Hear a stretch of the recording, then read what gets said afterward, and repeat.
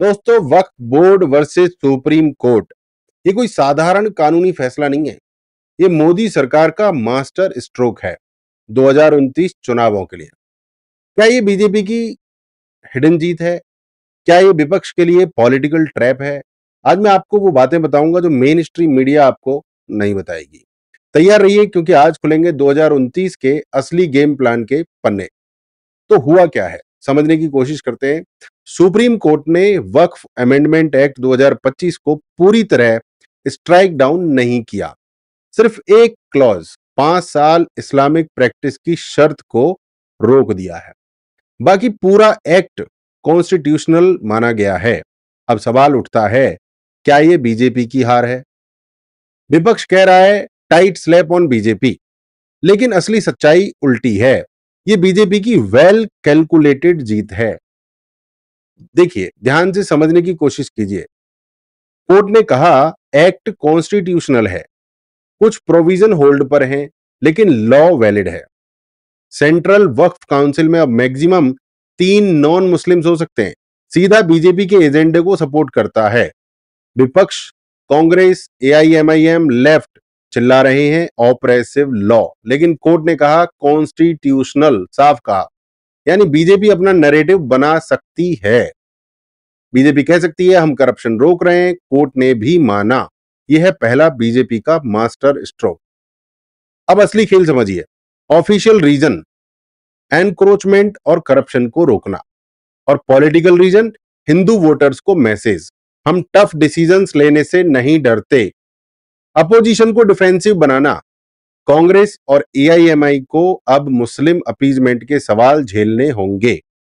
Collision allies को भी परखना, बीजेपी ने दिखा दिया कि कोर हिंदू एजेंडा पर वो पीछे नहीं हटेंगे, चाहे गठबंधन हो या ना हो। याद रखिए, सिर्फ लॉ नहीं है, 2029 के लिए पॉलिटिकल चेस मूव है। दोस्तों, अब देखिए इसका चुनावी असर। पोलराइजेशन स्ट्रेटजी, बीजेपी पहले आर्टिकल 370, फिर ट्रिपल तलाक, अब वक्फ बोर्ड, हिंदू मुस्लिम बाइनरी को फिर से जीवित कर रही है। अपोजिशन यूनिटी टूटेगी। कोई भी मुस्लिम एमपी ने इस बिल को सपोर्ट नहीं किया। लीगल वैलिडेशन, सुप्रीम कोर्ट ने कह दिया वैलिड है, तो विपक्ष की जमीन खिसक गई। टाइमिंग देखिए, 2029 से पहले इशू सेटल हो जाएगा। बीजेपी कहेगी देखो हमने मुस्लिम प्रॉपर्टीज की करप्शन रोक दी।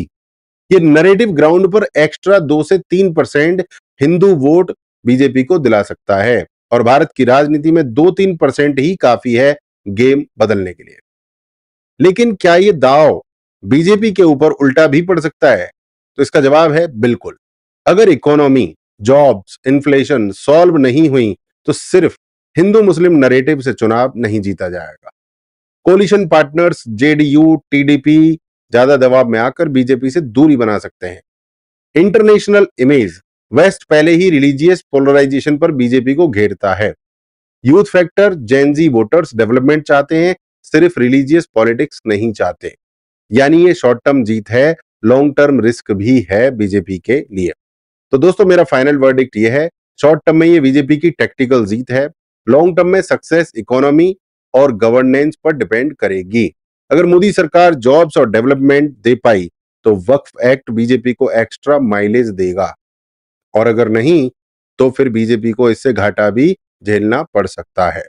मेरा मानना क्या है? मेरा मानना यह है कि यह मुद्दा की स्टेट्स में बीजेपी को 2 से 3% हिंदू वोट ज्यादा दिलाएगा, और वहीं 2-3% डिसाइड करेंगे कि 2029 की गद्दी किसके पास जाएगी। बाकी आप समझदार हैं। तो दोस्तों, आपको क्या लगता है, क्या वक्फ एक्ट मोदी सरकार का 2029 का मास्टर स्ट्रोक है या बैकफायर होगा? नीचे कमेंट्स में अपनी राय जरूर लिखें। वीडियो अच्छा लगा हो तो लाइक, शेयर और सब्सक्राइब करें तांडव शो को। बेल आइकन दबाना ना भूलें। अगले वीडियो में आपको बताऊंगा कि विपक्ष इस मुद्दे को कैसे काउंटर कर सकता है। तब तक के लिए जय हिंद, वंदे मातरम।